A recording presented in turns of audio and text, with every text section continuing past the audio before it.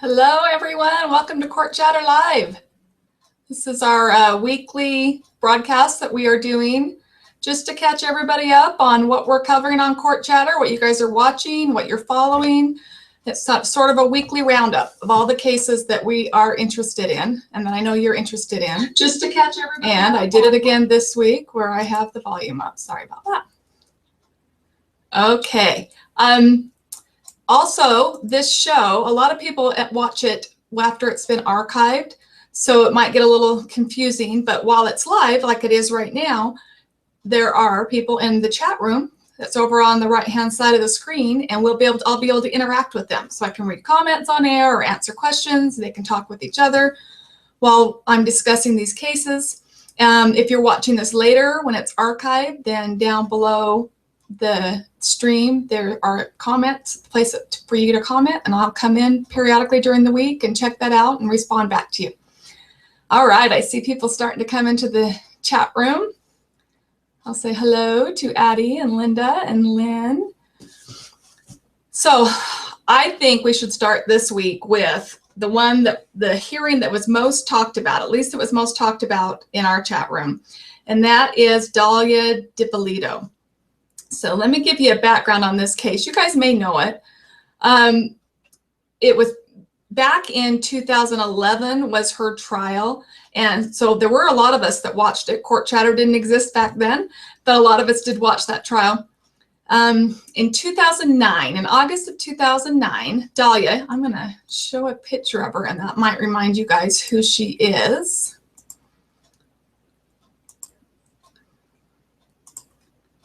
All right, there's Dalia. Okay, Dalia Dippolito. Oh, and this is in Florida. She's married to her husband named Mike Dippolito, and she goes to her former lover, is what they're calling him. I don't know if they had a thing going at that time, but they'd been off and on for a long time, and says she wants to hire someone to kill her husband.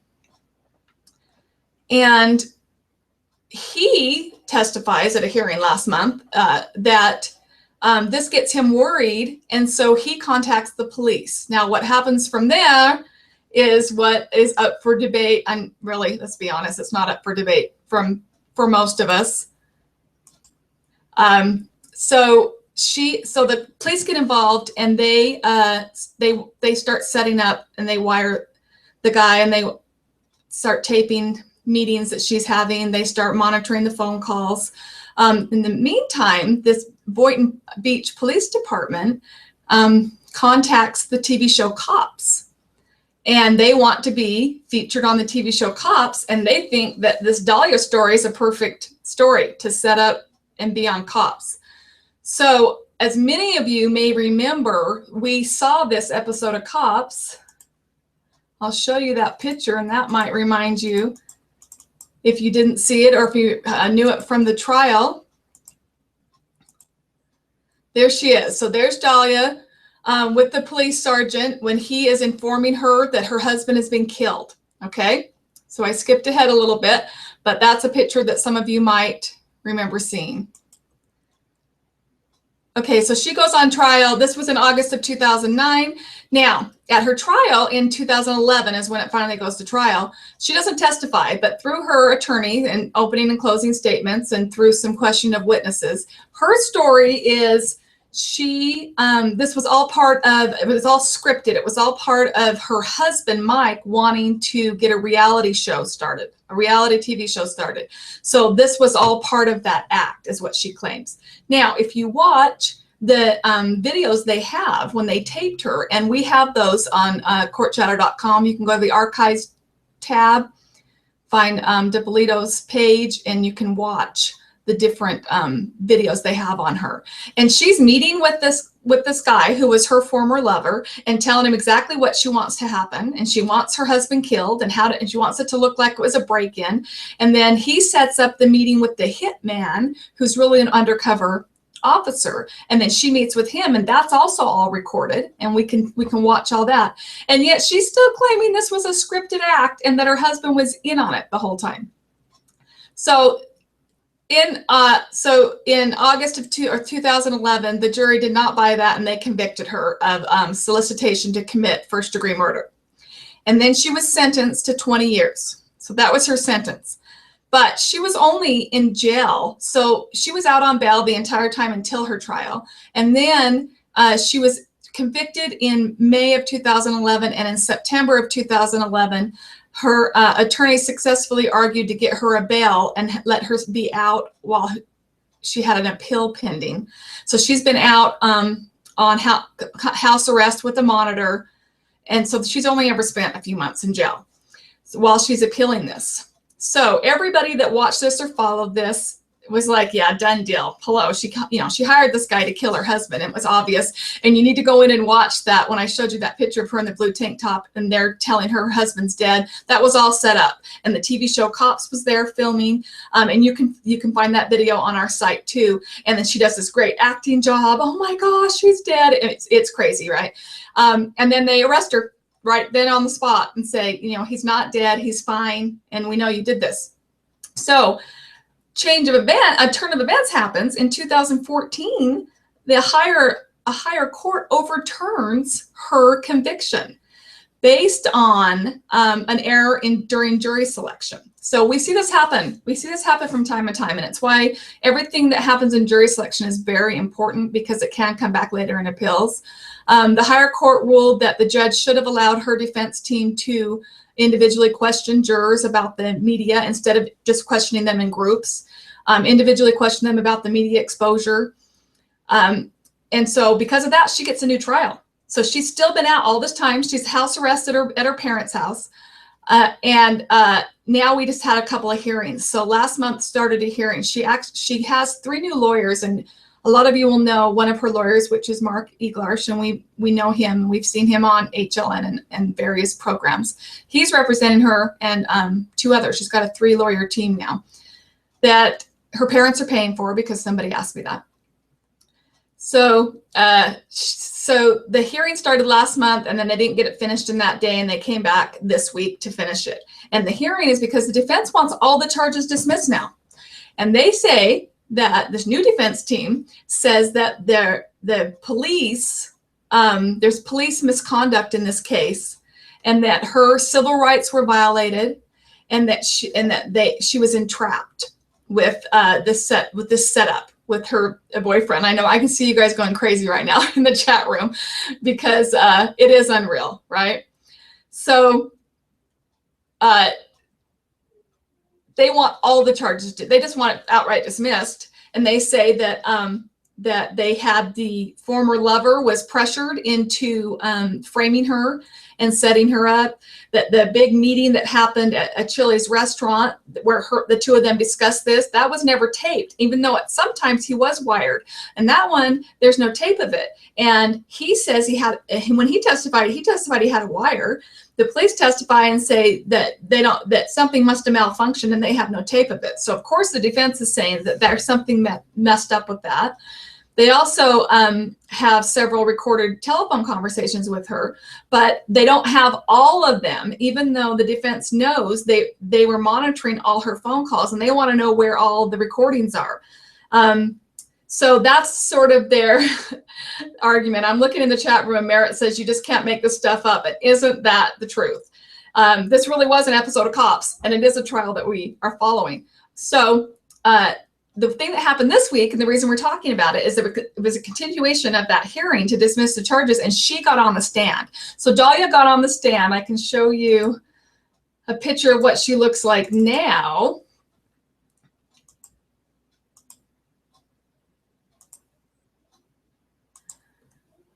Okay, so that was Dalia on the stand this week, and boy, did she have a tale to tell. And look, I'm not even going to pretend that I think that she's innocent, because I don't. I watched the entire first trial. I saw all the evidence, and I think she was trying to hire someone to kill her husband.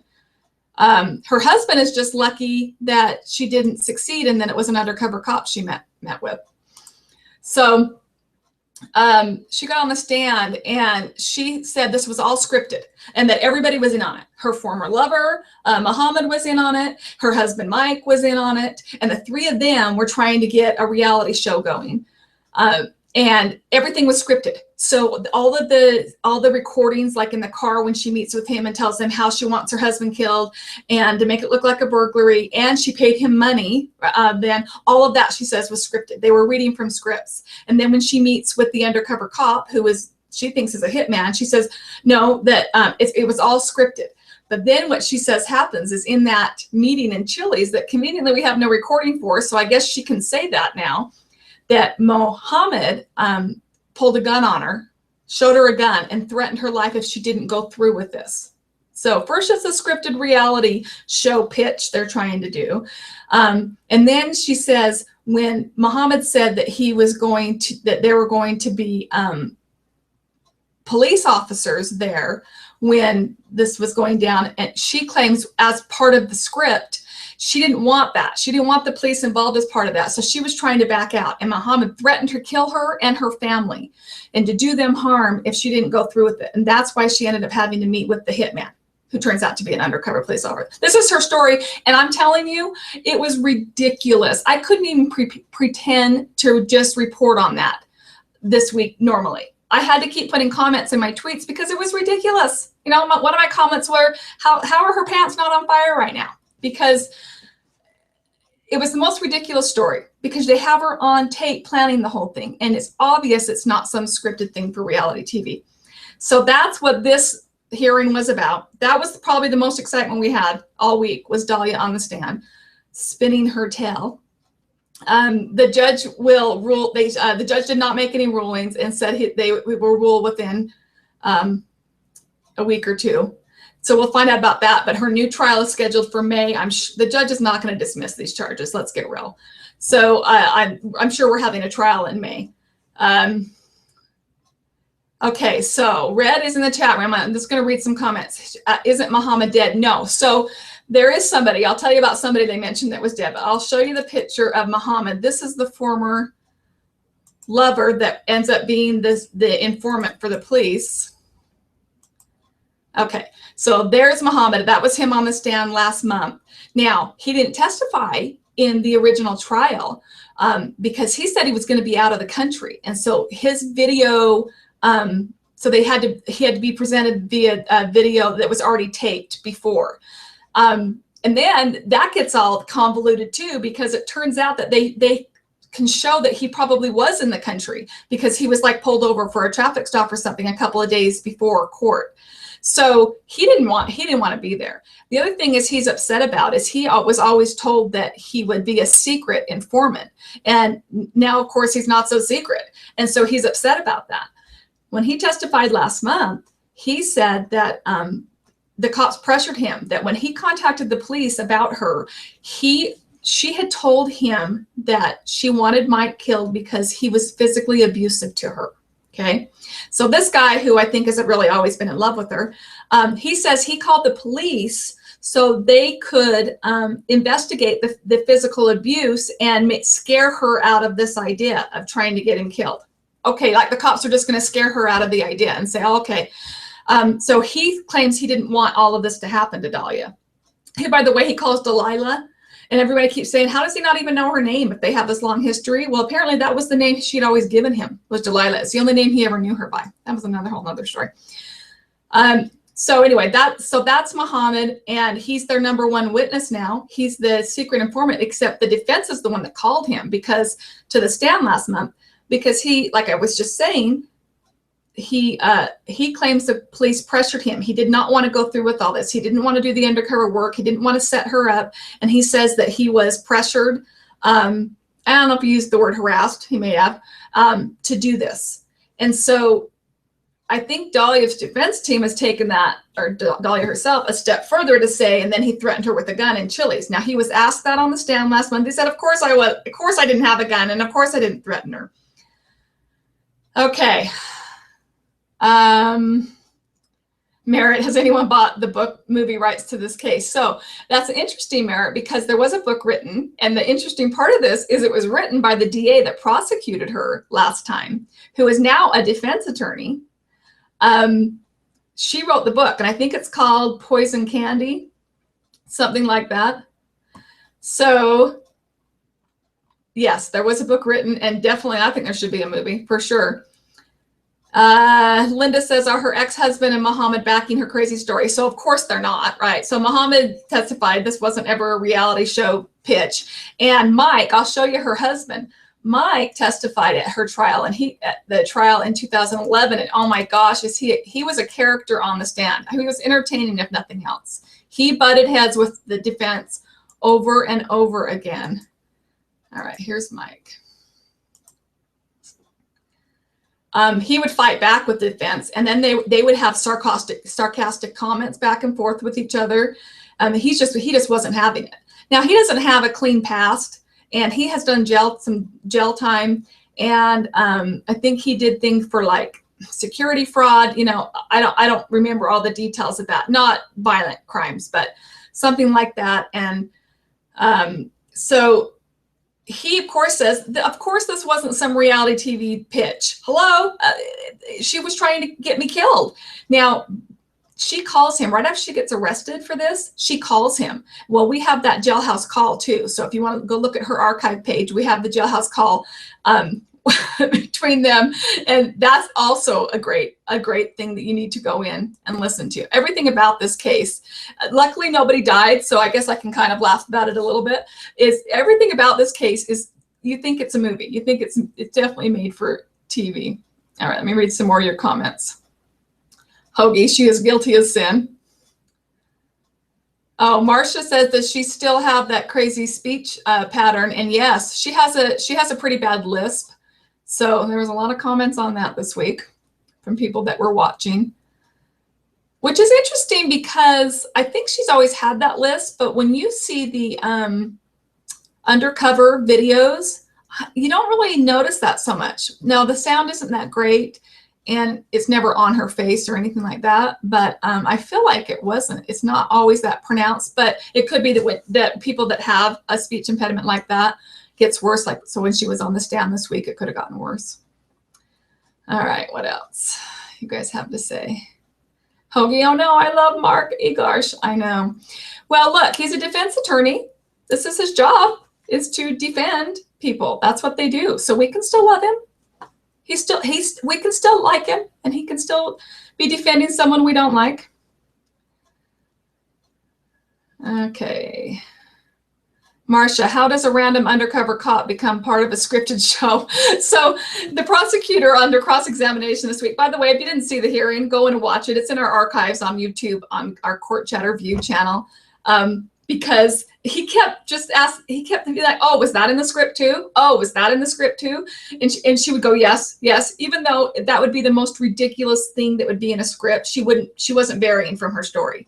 So when she said she thought that the hitman was going to be an actor too, but then when she asked straight out about that, she would just answer by saying, well, you know, I didn't want that meeting. At that point, I had told Muhammad I didn't want to do this anymore, and he threatened our life. And they'd say, okay, but at some point you knew you'd be meeting with a hitman as part of your reality TV show. So that hitman was supposed to be an actor too, right? And then she really wouldn't answer that. She would just say, well, I didn't want it. I had called it off by then. So ninjas made her do it. I know, Hoagie. Those of us who followed the Jodi Arias trial think ninjas are always involved in every case.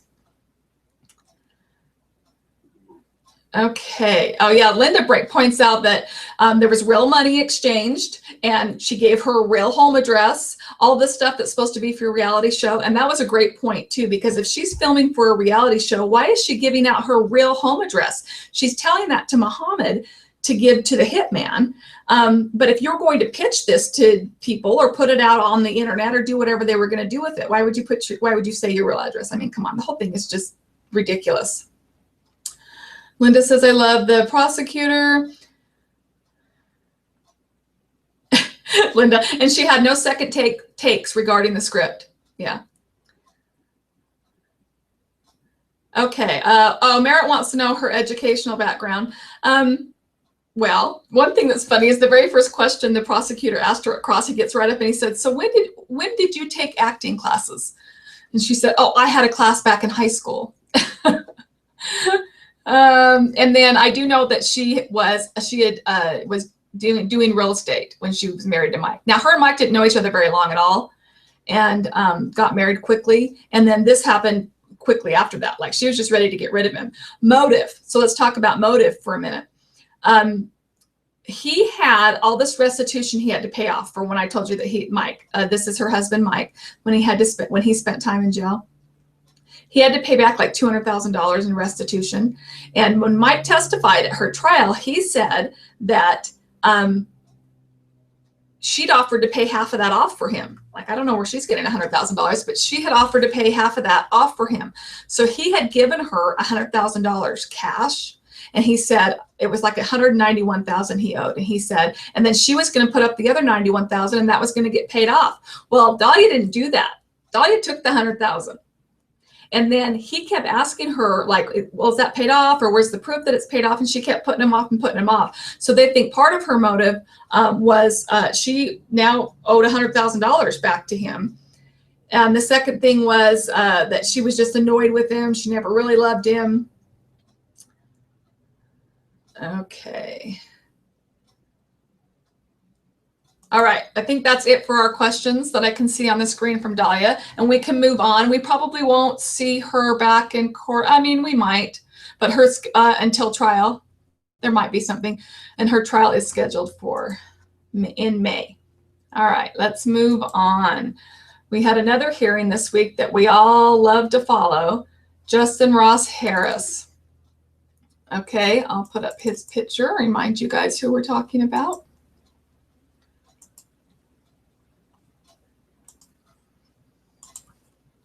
Okay. By the way, we've always called him Justin Ross Harris, and that's how all the documents have come out because that is his legal name. But he goes by Ross, and he doesn't go by Justin at all.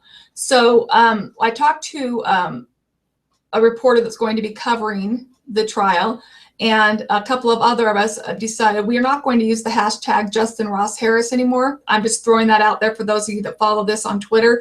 It'll be Ross Harris from now on because it's a lot shorter and takes up a lot less room when you're tweeting stuff. So Ross Harris. Now, it's something else you might know the trial buys. It's been dubbed the hot car death. So his little boy Cooper, and I'm going to put that up right now because he's so cute. Okay, he's accused of leaving this cute little toddler in a car in Georgia. This is in Georgia. It was in June of 2014. And Cooper died in a hot car that he'd been left in for over 8 hours. And that's how he died. Then his father is charged with his death. And that's what this is about. So you'll see you'll see it referred to a lot as hot car death.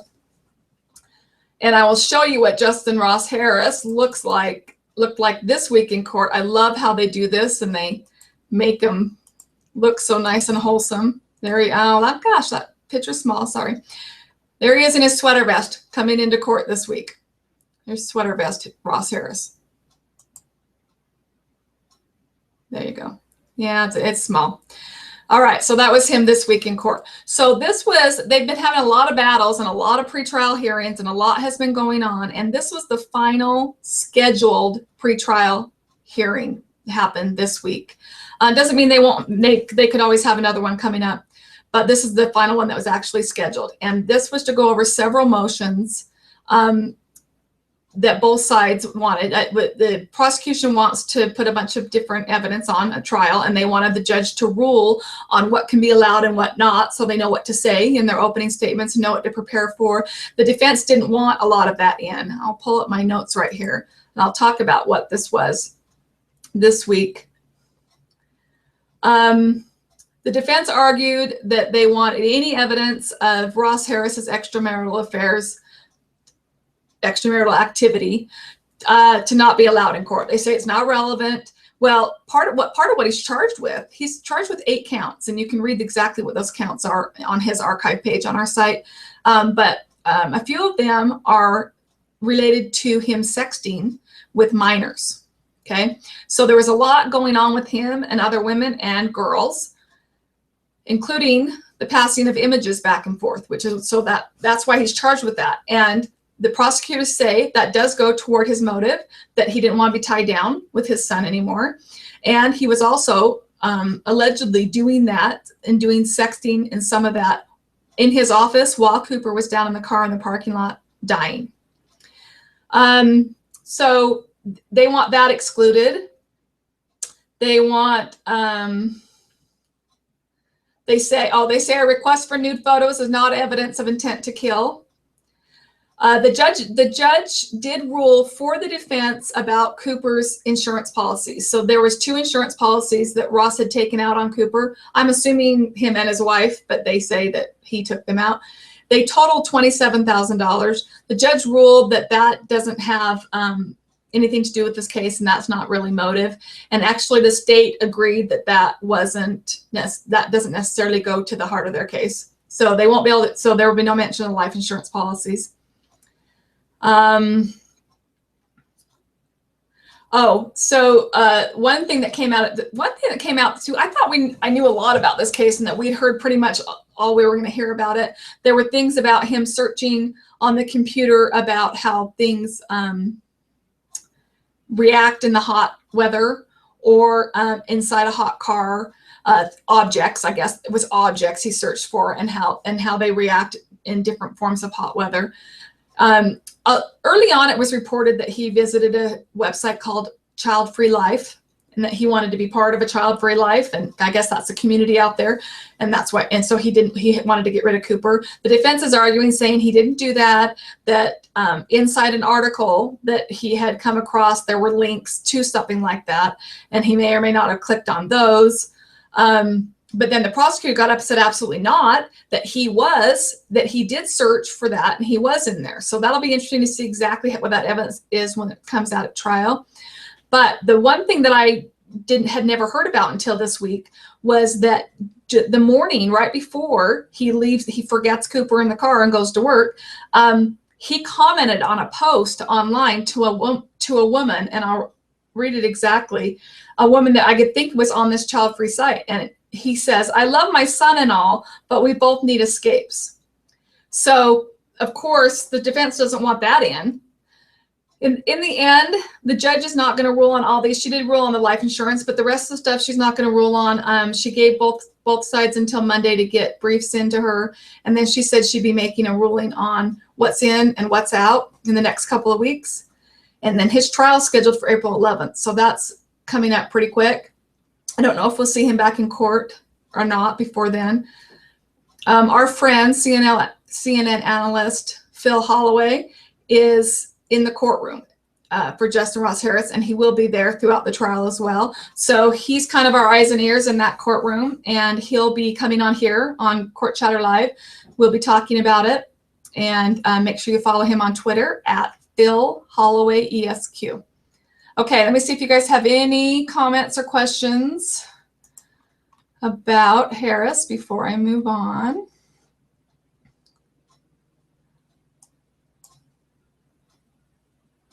Yeah, well, Linda says it wouldn't be related except he chose to sext instead of taking care of his baby. Lynn brings this good point up. Forgot his baby, but remembered to buy light bulbs and put them in the car at lunch. So there is surveillance cameras in the parking lot of where he worked at Home Depot. And he also has told the police that he went at lunchtime and bought light bulbs, but he was with another person, different car. Okay, so he's with a coworker and bought light bulbs, but when they came back, he had to put the light bulbs in his car. And at the probable cause hearing we saw in 2014, the detective said that on the surveillance video, you can see him reaching into his car and putting the light bulbs down. And then they kind of said how Cooper was and where he was facing in the car in the back seat and where he was. And they said it would have been impossible for him not to see him when he did that. Of course, he says he didn't.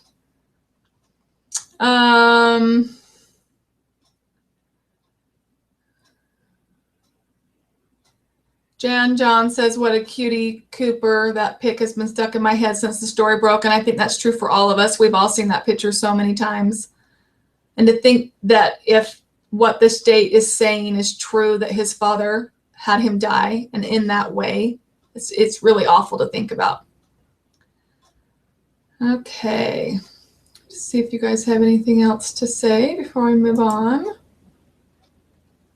Oh, Max is surprised that the life insurance policies are not a factor. I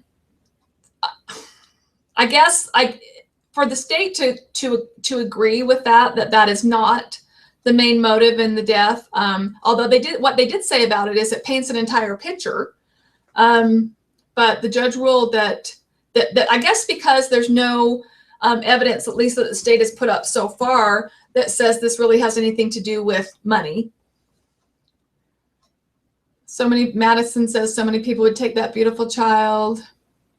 Oh, Lynn, Kathy, why do you think that the mother of Cooper wasn't also charged? So we talked about this a little bit last week.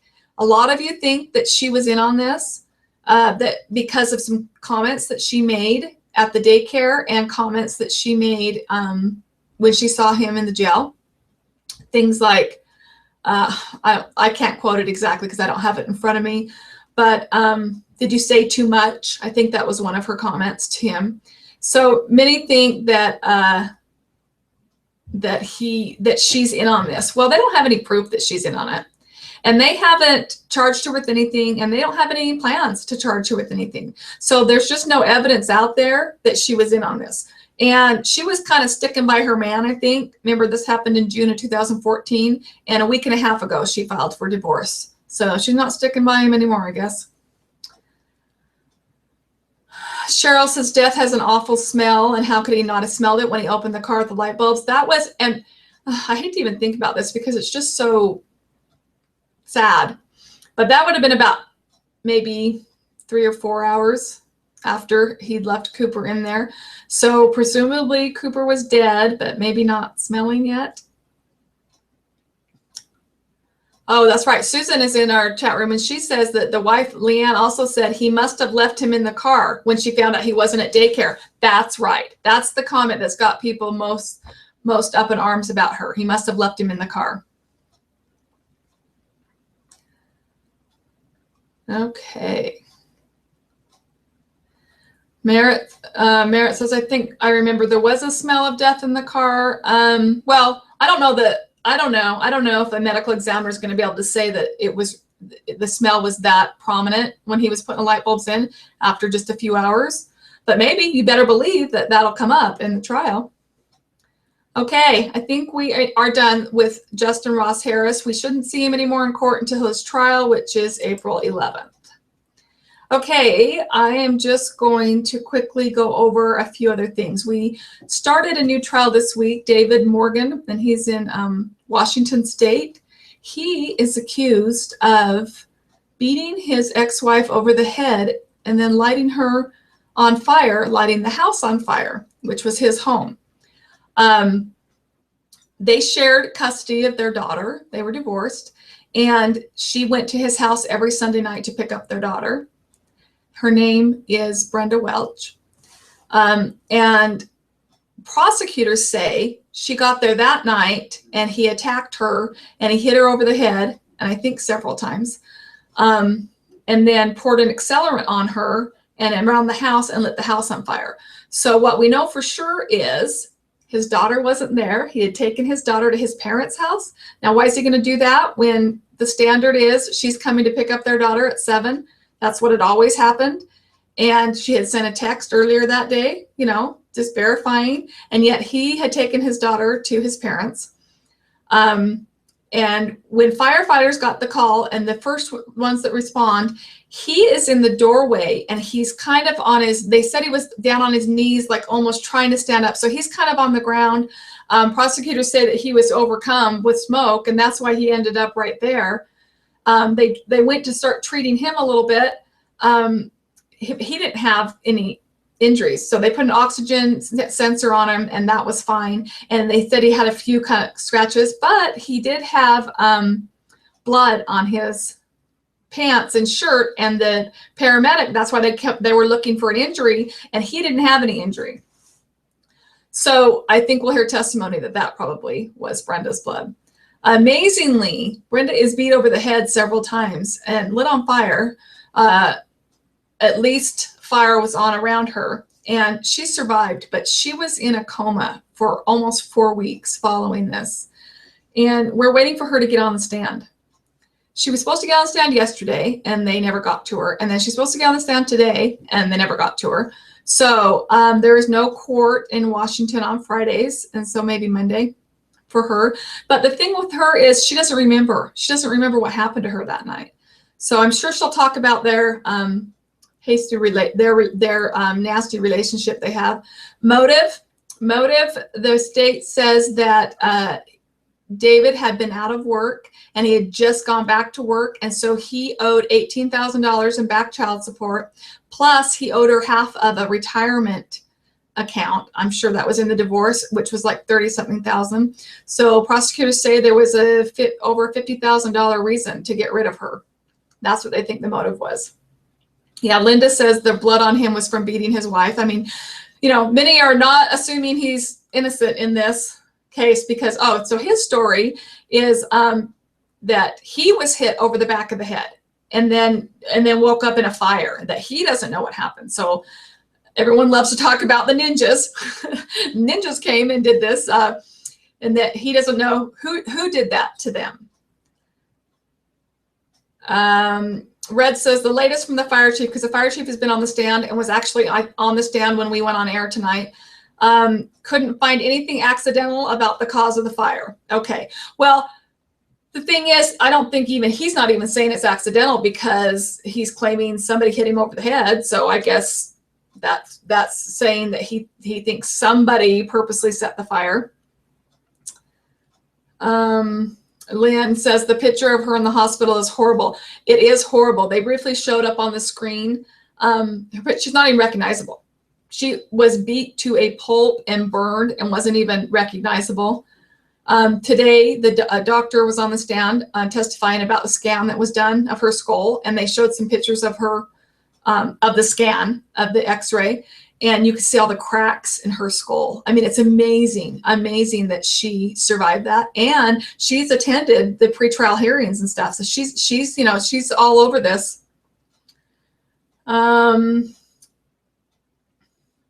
Linda says intentional fire, major injuries on her, minor scratch on him, guilty. Well, it's sort of looking that way.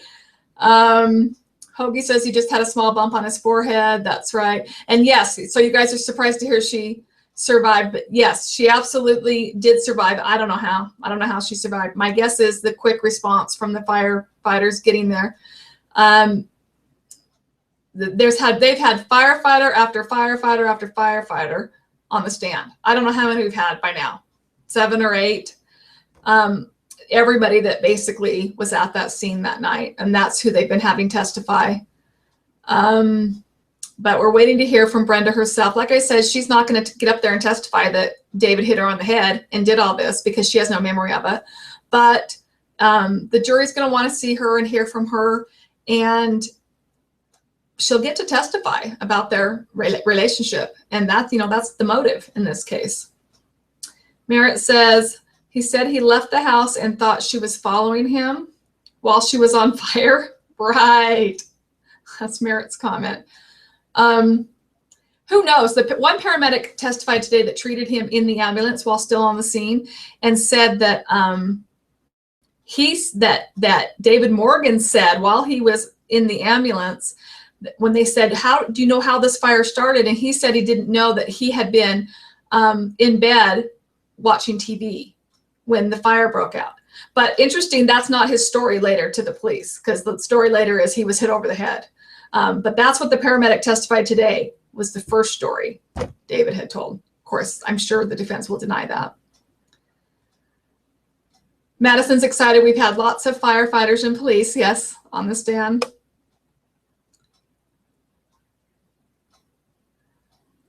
Okay, I'm just reading through your chats, see if I make sure I get all your comments. These people, Linda says these people that claim a stranger did it and they have hardly any injuries, do they really think we believe them? Well, what we've seen, history has shown us that juries don't believe that. Adele says, I thought the defense was horrid to the paramedics that were on the stand. Have some respect. You know, I know the majority of people don't like defense attorneys. They have a job to do. Some do it nastier than others. One comes to mind, and I'll just say that remains nameless because I'm not talking about that trial anymore. But for the most part, look, they've got to defend their client, so they got to do what they got to do. Especially in this case, when I don't know how, they're not going to get this guy off. But you're right. The one paramedic, I think his last name was Bruff, that was on the stand, was pretty combative with the defense, as far as, he just wasn't happy being questioned like he was by them. Hoagie says he said that he pulled her burning sweater off her, but no burns on his hands. Yeah. See, it's all of this. This is why he's on trial, because nothing about his story panned out. Linda, amazing that they're seemingly normal people and they turn out to be murderers. And that we know, right? That we know. As avid trial followers, we see that these aren't just the scary looking people that are the killers.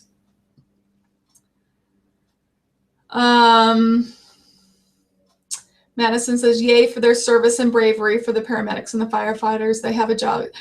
Michelle says they have a job to do, and that's probably for the defense attorneys, and that's right. That's, if anybody had known me long enough or followed me long enough, I'm always a defender of a defense attorney.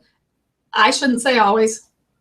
I'm 80% of the time a defender of a defense attorney, because they have a job to do. Now, if I'm the victim in the case, or if I'm the victim's family members, I'm not going to have that same stance. But just as a unbiased reporter of these trials, look, they have a job to do. I also have my friends that are defense attorneys, and they're very nice people. Somebody's got to do it. It's how our justice system works. Merritt wants to know if Brenda was there today during the trial. She had to, I'm assuming she was in the courthouse, because she was supposed to get on the stand today, but I don't think she was in the gallery.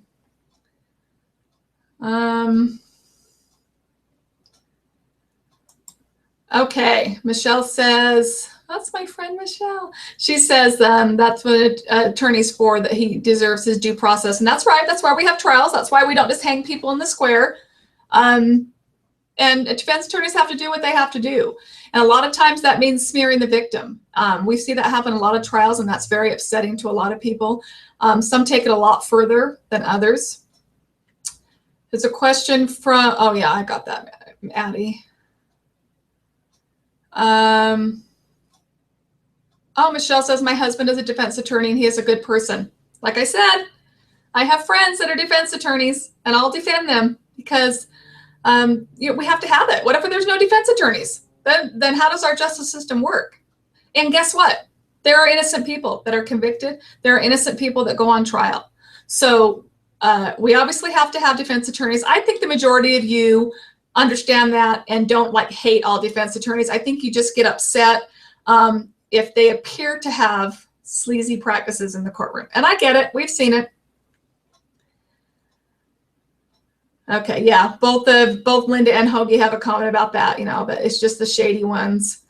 You do have to remember that there are shady prosecutors too. We just don't get to see a lot of that. And it's unfortunate. It's like, look, let's just go in and present the case and defend the case. And we don't need to get dirty about it and let the chips fall where they may. Okay, done talking about David. Oh, so David Morgan's still going on. Like I said, no court tomorrow. So I'm going to wrap up with just some updates on a couple of things and what we can expect to see in the near future, unless you guys have anything else. Okay. Florida death penalty. So you guys know that the Florida right now, juries that decide in a death penalty case don't have to be unanimous. They have to be unanimous for the guilty verdict, and then in the penalty phase, it's just a majority has to rule to give death. And other states are not like that. There are a couple, but that's not the norm. So that's been at the appeals court. People want that overturned. And so we have two death penalty cases that we had been following that are on hold because of this issue with the Florida death penalty. Aries Tisdale, we watched his trial. He was sentenced to death, but nothing's happening with him because of that. And Louis Toledo, who I was all set to cover this case, and we got his whole page going. I got a bunch of court documents up, put a bunch of articles on.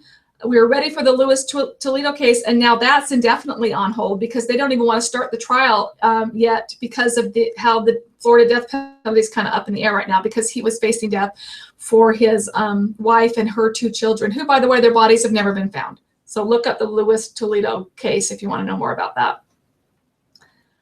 All right. Oh, do you remember the case out of New Mexico, Omari Varela, the poor boy that was beaten? We watched Stephen Casas. Is that how you pronounce it? We watched his trial. He was the stepfather. The mother, whose name is Cynthia Varela Casas, hasn't gone to trial yet because her competency has been in question this whole time. She admitted right off the bat to police to kicking poor Amari. He died of internal injuries. It's really, really, really a sad case. And she was just this week ruled competent to stand trial. So we should see her trial coming up. I imagine that'll be live streamed. We saw the stepfathers. Okay. What else? Carnation murders out of Washington State. We've been following that case. Michelle Anderson's on trial for killing 6 of her family members. The case is expected to wrap up next week sometime. That's what Paul Sanders told me, who's in the courtroom and he does his daily write-ups. He thinks that the trial is going to wrap up sometime next week. They've not been streaming that trial. We've seen a few days in that cell. And Master Bob Bashara. I get lots of questions about Bob. Look up his case. I don't need to go over the whole background of it. I call him Master Bob because he was into S&M. I don't know how else to say it. He had slaves as girlfriends. He was the master. And he was convicted for killing his wife or having his wife killed, but he hired somebody to kill his wife. And now he's had a post-conviction hearing going on, appealing that, saying he had ineffective counsel. That's in Judge Vonda Evans' court, who you either love or love to hate because she's very polarizing. And that keeps getting put off. Every time they can't finish it in one day, they don't come back the next day, they come back the next month. So it's been going on and on and on. And they were supposed to be back February 11th, and it's delayed again to March 11th. So not next week, but the week after, maybe we'll see Bashara. I think that's all I have. Oh, on the Amari Varela case, his mother, Cynthia, there is a conference set next week on the 2nd for her, so maybe we'll have a trial date on that. I think that's all. I'll just see really quick if you guys have any other questions or comments before we wrap this show up. We've also had Aaron Andrews' civil trial, which is interesting because, we don't ever really see civil cases live streamed. And we've been watching her. She's the ESPN reporter that had a stalker install a peephole in a hotel room next to her and then put the video out. And that happened a few years back. And now she's suing the hotel. That's been going. So that's still on. We still should have that on our site. We'll still have David Morgan starting Monday again. And we'll see. Every day we have something that comes up. And I am looking in the chat room. I just want to thank you guys for joining me again. And we just do this every week, Thursday at 6 p.m. Eastern, just to wrap up the week. I will have guests on from time to time and just talk about all the cases that we're all following. And we will see you guys next time.